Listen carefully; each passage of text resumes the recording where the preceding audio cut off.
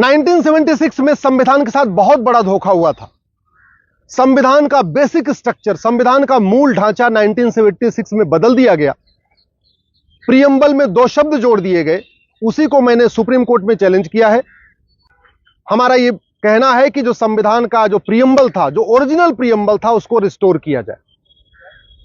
1976 में इमरजेंसी के दौरान, जबकि पूरे देश में आपातकाल लगा हुआ था, सारे लीडर ऑफ अपोजिशन जेल में थे, दूरदर्शन पे पूरा कंट्रोल था सरकार का, और अखबारों का, बिजली पानी का कनेक्शन काट दिया गया था। उस समय संविधान में 42वां संशोधन किया गया और संविधान के मूल ढांचे को बदल दिया गया। और जो 2 शब्द जोड़ा गया, सोशलिस्ट और सेकुलर, उसको संविधान सभा पहले रिजेक्ट कर चुकी थी। 1 बार नहीं, 2 बार नहीं, 3 बार संविधान सभा ने उसको रिजेक्ट किया था कि नहीं, सोशलिस्ट सेकुलर विदेशी कॉन्सेप्ट है, यह भारत का कॉन्सेप्ट नहीं है, यह हमारे संविधान के प्रियम्बल में नहीं आएगा। पहली बार जो प्रियम्बल के ऊपर चर्चा हुई थी, वो हुई थी 13 दिसंबर 1946 को। पूरी चर्चा हुई लेकिन कंक्लूजन नहीं निकला।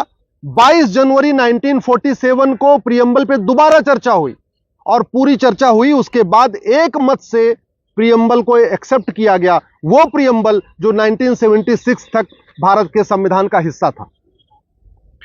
15 नवंबर 1948 को प्रोफेसर केटी शाह साहब ने एक प्रस्ताव पेश किया कि नहीं, प्रियम्बल बदलना चाहिए और उन्होंने संविधान बदलना चाहिए और संविधान में सोशलिस्ट और सेकुलर शब्द आना चाहिए। उन्होंने कहा कि अगर प्रियम्बल में सोशलिस्ट सेकुलर नहीं आ सकता है तो आर्टिकल 1 में सोशलिस्ट सेकुलर फेडरल आना चाहिए। पूरे दिन चर्चा हुई, संविधान सभा ने उसको रिजेक्ट कर दिया कि आर्टिकल 1 जहां इंडिया दैट इज भारत लिखा हुआ है, वहां पे सोशलिस्ट सेकुलर फेडरल नहीं आएगा। 3 दिसंबर 1948 को प्रोफेसर केटी शाह साहब ने दोबारा एक प्रस्ताव पेश किया और उन्होंने कहा कि प्रियम्बल में नहीं आ सकता सोशलिस्ट सेकुलर, आर्टिकल 1 में नहीं आ सकता सोशलिस्ट सेकुलर, कोई बात नहीं, आर्टिकल 18 में सोशलिस्ट शब्द आना चाहिए। फिर चर्चा हुई संविधान सभा में और एक मत से उसको फिर रिजेक्ट किया गया। 6 दिसंबर 1948 को संविधान सभा में फिर चर्चा हुई।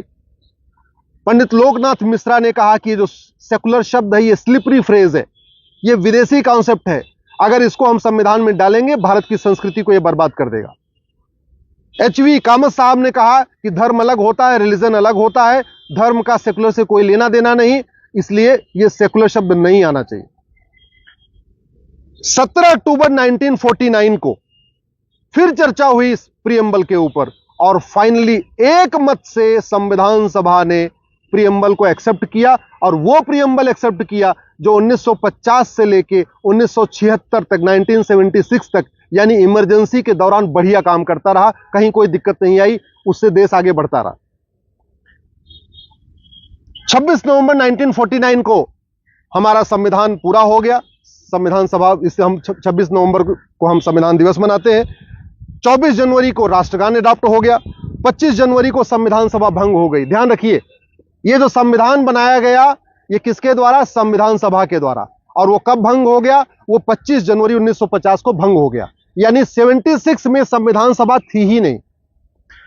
26 जनवरी 1950 से हम रिपब्लिक डे मनाते हैं। 1967 में सुप्रीम कोर्ट का गोलकनाथ केस का फैसला आया, जिसमें सुप्रीम कोर्ट ने कहा कि संविधान के बेसिक स्ट्रक्चर को कोई भी सरकार नहीं बदल सकती। और बेसिक स्ट्रक्चर का मतलब डेमोक्रेसी, बेसिक स्ट्रक्चर का मतलब equality, justice, liberty, fraternity, basic structure का मतलब सोवरेंटी।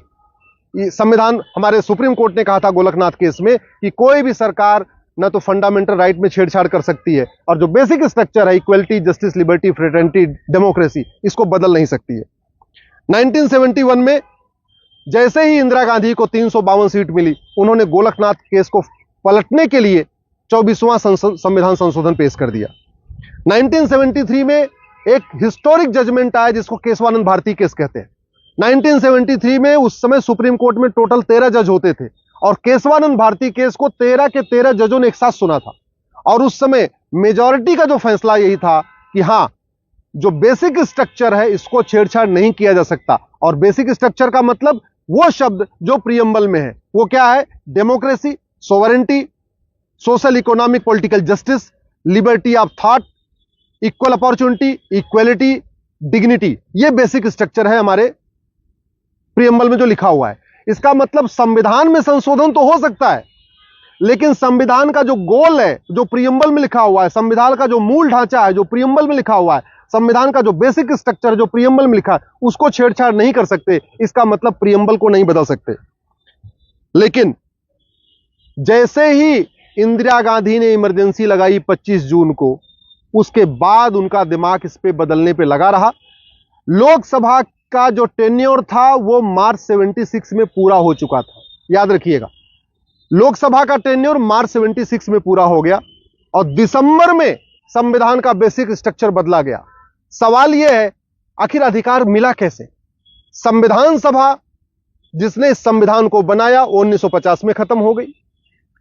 लोकसभा का कार्यकाल मार्च 76 में खत्म हो गया।